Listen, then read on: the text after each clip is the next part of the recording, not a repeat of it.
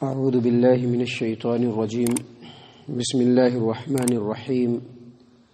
قیل یا نوح اهبط بسلام منا وبرکات علیک وعلی ممن معک وامم سنمتعهم ثم یمسهم منا عذاب علیم تلک من انباء الغیب نوحیها الیک ما كنت تعلمها انت ولا قومك من قبل هذا فاصبر ان العاقبۃ للمتقین۔ محترم سامعین کرام، یہ سورہ ہود ہے، سورہ ہود سورہ نمبر 11، اور اسی صورت سے ابھی آپ کے سامنے آیت نمبر 48 49 40 پر 8 40 پر 9 یہ دو آیات تلاوت کی گئی ہیں، اور یہ دونوں آیات نوح علیہ السلام کے جو واقعے کو یہاں پر بیان کیا جا رہا ہے اس کی بالکل آخری کڑی ہے۔ اللہ تبارک و تعالیٰ نے فرمایا کہ قیل یا نوح اهبط بسلام منا وبرکات علیک وعلی ممن معک، کہا گیا، حکم ہوا نوح علیہ السلام کو کہ اے نوح، سلامتی اور برکت کے ساتھ جو ہماری طرف سے تمہارے اوپر اور تمہارے ساتھ جو جماعتیں ہیں ان کے اوپر ہوئی ہے اس کے ساتھ تو اتر جا، اور آنے والے وقت میں کچھ ایسی امتیں ہوں گی جن کو ہم دنیا کا فائدہ دیں گے، فائدہ پہنچائیں گے، اور پھر ہماری طرف سے ان کو دردناک عذاب ملے گا۔ محترم سامعین کرام، اس آیت کریمہ میں اللہ تبارک و تعالیٰ نے سلامتی بھیجی ہے نوح علیہ السلام کو، ان کے ساتھ جو مومنین تھے ان کو، اور قیامت تک کے آنے والے ہر ایک مومن کو، جیسا کہ امام ابو جعفر ابن جریر طبری رحمہ اللہ اپنی تفسیر الطبری کے اندر محمد بن کعب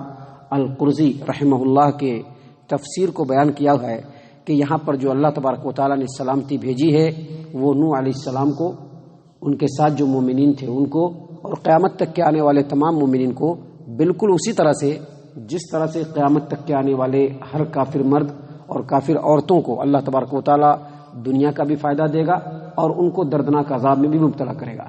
محترم سامعین کرام، حافظ ابو جعفر ابن جریر طبری رحمہ اللہ اپنی تفسیر الطبری کے اندر محمد بن اسحاق امام المغازی کے تفسیر کو بیان کیا ہے۔ وہ کہتے ہیں کہ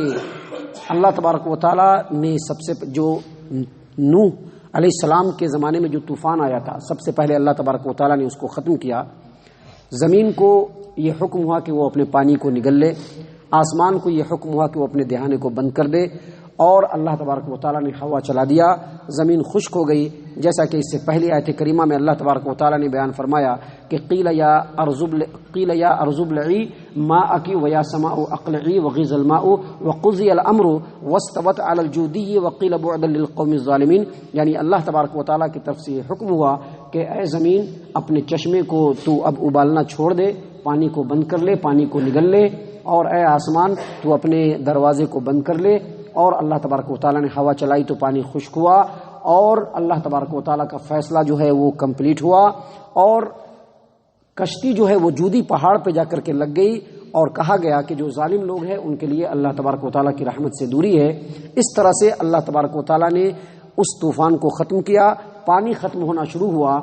اور اہل تورات کے قول کے مطابق یہ 7ویں سال کے 7ویں مہینے کی 27ویں تاریخ تھی جب کشتی جا کر کے جودی پہاڑ پر جا کر کے ٹک گئی، اور 7ویں مہینے کے 10ویں مہینے کی پہلی تاریخ کو نوح علیہ السلام نے سب سے پہلے کوے کو بھیجا کہ جا کر کے وہ پتہ کرے کہ پانی ہے یا نہیں۔ کوے کو جب بھیجا تو کوا وہاں سے نکل گیا، فرار ہو گیا۔ اس کے بعد نوح علیہ السلام نے کبوتر کو بھیجا، کبوتر جا کر کے واپس آیا تو اس نے بتلایا کہ زمین بالکل دکھ نہیں رہی ہے، پانی ابھی پورے زمین پر ہے۔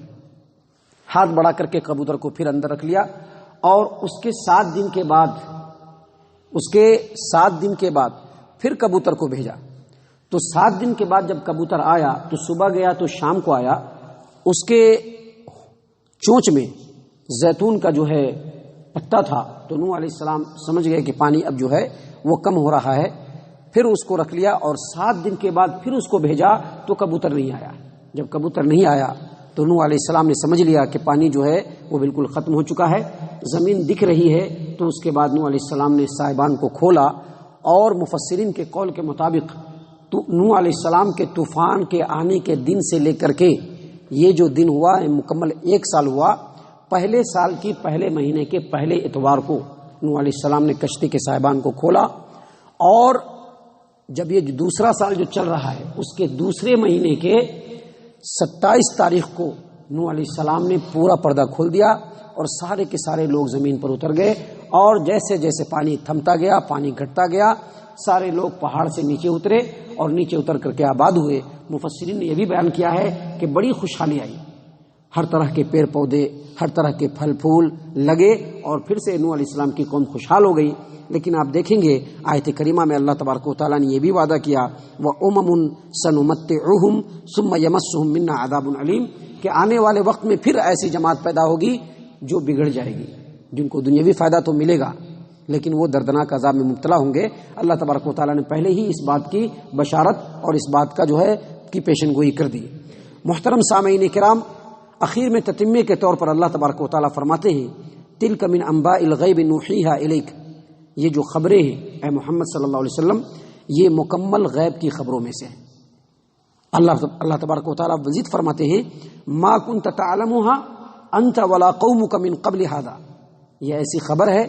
جس کو اے محمد صلی اللہ علیہ وسلم نہ تو آپ جانتے تھے اور نہ ہی آپ کی قوم کے لوگ۔ مفسرین کے قول کے مطابق نوح علیہ السلام کے زمانے سے لے کر کے محمد عربی صلی اللہ علیہ وسلم کے زمانے تک 4000 سال کا وقفہ گزرا ہے، اور اتنے لمبے عرصے کے گزرنے کے بعد نوح علیہ السلام کے واقعے کو کوئی نہیں جانتا تھا، اور اس طرح سے محمد عربی صلی اللہ علیہ وسلم کا اس پورے واقعے کو کلام پاک کی آیات کی شکل میں بیان کرنا دراصل محمد عربی صلی اللہ علیہ وسلم کی نبوت کی دلیل تھی، جس کو اللہ تبارک و تعالیٰ نے یہاں پر بیان کرتے ہوئے کہا تِلْكَ مِنْ أَنْبَاءِ الْغَيْبِ نُوحِيهَا إِلَيْكَ، اے محمد صلی اللہ علیہ وسلم یہ جو خبریں ہیں یہ غیب کی خبریں ہیں جو ہم آپ کی طرف وحی کر رہے ہیں۔ مَا كُنْتَ تَعْلَمُهَا أَنْتَ وَلَا قَوْمُكَ مِنْ قَبْلِ هَذَا، اس سے پہلے اس خبر کو نہ تو آپ جانتے تھے اور نہ ہی یہ کفار قریش، دونوں میں سے کوئی نہیں جانتا تھا۔ لہٰذا یہ اس بات کی دلیل ہے کہ یہ مستند انداز میں جو یہ پورا واقعہ بیان ہو رہا ہے یہ اللہ تبارک و تعالیٰ کی طرف سے بیان ہو رہا ہے، اور اے محمد صلی اللہ علیہ وسلم آپ اللہ تبارک و تعالیٰ کے سچے رسول ہیں۔ اس کے بعد نبی صلی اللہ علیہ وسلم کو اللہ تبارک و تعالیٰ نے مزید فرمایا فاصبر، لہٰذا آپ اللہ کا پیغام لوگوں تک پہنچائیے۔ وہ اگر آپ کو جھٹلانا چاہے تو جھٹلا تو نہیں سکتے، کہہ نہیں سکتے کہ یہ جو واقعات آپ نے بیان کیے ہیں کسی سے سیکھ لیے ہیں، کیونکہ یہ کوئی نہیں جانتا تھا۔ لیکن اس کے باوجود اگر وہ ہٹ درمی پہ آ کر کے اے محمد صلی اللہ علیہ وسلم آپ کی نبوت کو جھٹلائیں اور آپ کو تکلیف پہنچائے، فاصبر، تو آپ صبر کیجئے، کیونکہ صبر ہر نبی کا جو ہے ہتھیار رہا ہے، اور صبر جو ہے وہ آنے والے تمام مومنین بندوں کا ہتھیار ہے، لہذا آپ صبر کیجئے۔ اللہ فرماتے ہیں ان العاقبۃ للمؤمنین، اور بے شک بہترین انجام جو ہوگا وہ مومنین کے لیے ہوگا، کہ جس طرح سے نوح علیہ السلام کے زمانے میں جن لوگوں نے نوح علیہ السلام کو جھٹلایا اور نوح علیہ السلام کی تکذیب کی، آپ علیہ الصلوۃ والسلام کو ایذا رسانی پہنچائی،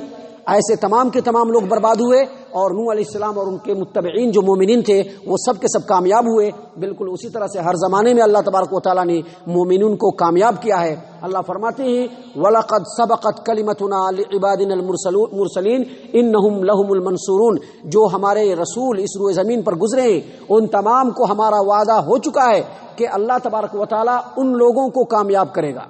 تو اے رسول آپ کامیاب ہوں گے، صحابہ کرام کامیاب ہوں گے، مومنین کامیاب ہوں گے، اور ان کے مخالفین کبھی بھی کامیاب نہیں ہوں گے، نہ تو دنیا میں اور نہ ہی آخرت میں۔ محترم سامعین کرام، اس کے بعد آگے اور بھی واقعات ہیں انبیاء علیہ الصلوۃ والسلام کے جو خالص ہماری نصیحت کے لیے اللہ تبارک و تعالیٰ نے اس صورت کریمہ کے اندر نازل فرمائی ہے۔ اللہ تبارک و تعالیٰ سے ہم دعا کرتے ہیں کہ اللہ تبارک و تعالیٰ اس قرآن کریم کو ہم تمام کے دلوں کی بہار بنا دے۔ اللہ تبارک و تعالیٰ قرآن کریم کی آیات کے اوپر ہم تمام کو غور و فکر اور تدبر کرنے کی توفیق عنایت فرما دے۔ ہم تمام کو قرآن کریم کے اندر جو باتیں اللہ تبارک و تعالیٰ نے احکام کی صورت میں ہمارے لیے نازل فرمائی ہے، اللہ تبارک و تعالیٰ ان حکموں کو اپنے زندگی کا لائحہ عمل اور خطہ بنانے کی توفیق عنایت فرما دے۔ ہم تمام کو اللہ تبارک و تعالیٰ قرآن کریم کے اوپر خوب غور و فکر اور تدبر کرنے کی توفیق عنایت فرما دے۔ ہم تمام کو اللہ تبارک و تعالیٰ نبی اکرم صلی اللہ علیہ وسلم کا متبع اور فرما بردار بنائے، مسلمانوں کے صف میں شامل فرمائے، صحابہ کرام کے اسوہ حسنہ کو اپنانے کی توفیق عنایت فرمائے۔ ہم تمام کو اللہ تبارک و تعالیٰ جنت الفردوس میں جگہ عطا فرمائے۔ اے اللہ ہم تمام کو جہنم سے پناہ دے، اے رب العالمین ہم تمام کو جہنم سے پناہ دے، اے مالک الملک ہم تمام کو جہنم سے پناہ دے، آمین یا رب العالمین۔ وما علینا الا البلاغ المبین۔